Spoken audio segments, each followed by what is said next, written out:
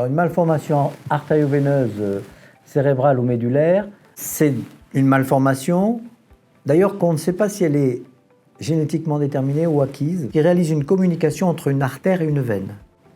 Normalement, une artère donne une artériole et puis un capillaire. Ce capillaire va distribuer de l'oxygène au parenchyme et puis ensuite le capillaire, le sang qui est dans le capillaire, qui est support pour l'oxygène, passe dans une petite vénule, puis ensuite une veine.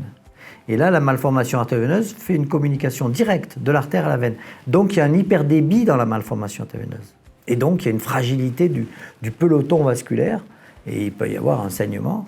Et cette malformation n'a aucune fonction pour le cerveau. Elle n'apporte pas d'oxygène. Elle fait du détournement vasculaire, du vol circulatoire.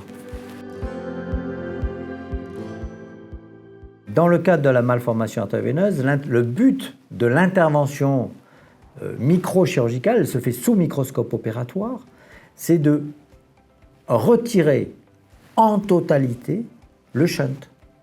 Alors il y a des shunts simples, alors c'est très simple, là, on met une pince d'un côté, une pince de l'autre, on enlève. Puis il y a des shunts complexes, ça fait des nidus, ce qu'on appelle des nidus, c'est-à-dire ce sont des boules de vaisseaux anormaux, et le sang circule à l'intérieur, entre l'artère qui amène le sang et la veine qui évacue le sang. Et la veine d'ailleurs est distendue parce qu'elle est à hyperdébit. Il y a un hyperdébit dans cette malformation et là, le but de la chirurgie c'est de retirer ce shunt en excluant l'artère et puis la veine. Et l'artère et la veine toujours, parce que si on commence par la veine, ça gonfle la malformation, à ce moment-là on a des problèmes chirurgicaux difficiles.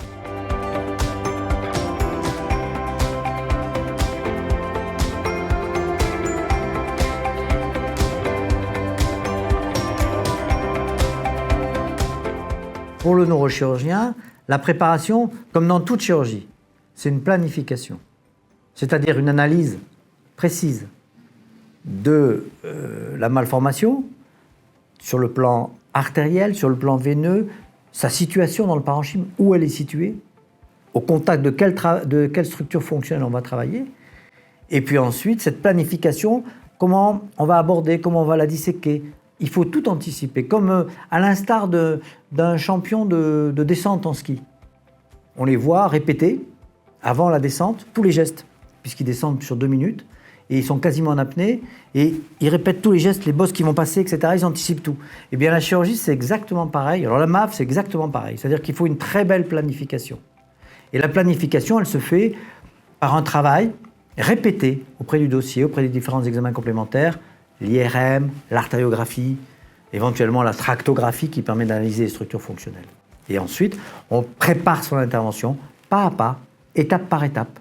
Voilà, il n'y a aucune improvisation dans un acte chirurgical.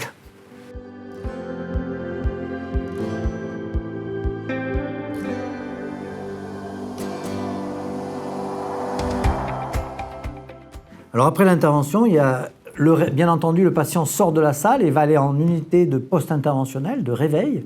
Et il va y avoir un suivi du réveil. Le réveil est immédiat, se fait dans les 15-20 minutes, pour bien vérifier que le patient n'a pas de déficit. Auquel cas, s'il y a un déficit, il a tout de suite une imagerie complémentaire pour chercher s'il y a une cause.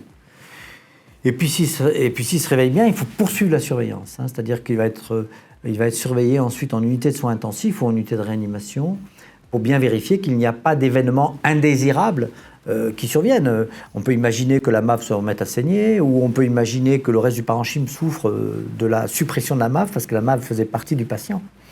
Donc voilà, il faut une surveillance. Alors ensuite, il y aura, après quelques jours de surveillance dans ces unités un peu particulières, le patient est remis en unité conventionnelle, on continue la surveillance durant 7 à 8 jours.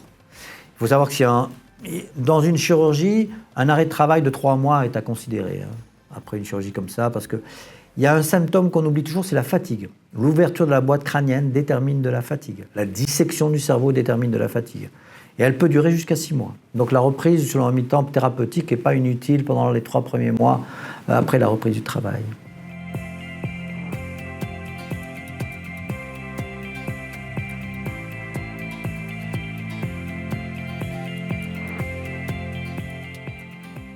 Moi, si je dois conseiller un patient, je pense que le point essentiel de la prise en charge d'une malformation artério-veineuse, c'est une confiance en l'équipe.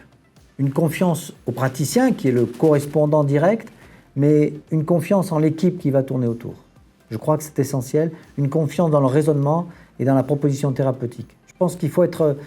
Là, il faut être simple. Il faut se sentir bien dans cette prise en charge, que ça corresponde à sa façon éthique d'aborder le rapport à l'autre. Je crois que ça, c'est essentiel. Vérifier également que la discussion a bien été multidisciplinaire, mais actuellement, nous avons aujourd'hui sur le territoire, l'ensemble des équipes pratiquent ce type de discussion et il n'y a pas de praticien qui se lance seul dans la discussion, dans la prise de décision thérapeutique d'une MAV. Hein. Et c'est ce qui est beau d'ailleurs, c'est la confiance entre les humains et c'est comme ça qu'on avance. Et comme ça qu'on se sent préoccupé, qu'on se sent... L'acte chirurgical, on en parlait tout à l'heure, c'est une mise en tension en fait. Et la confiance ne peut se faire que si c'est la confiance qui permet la mise en tension en fait. Voilà.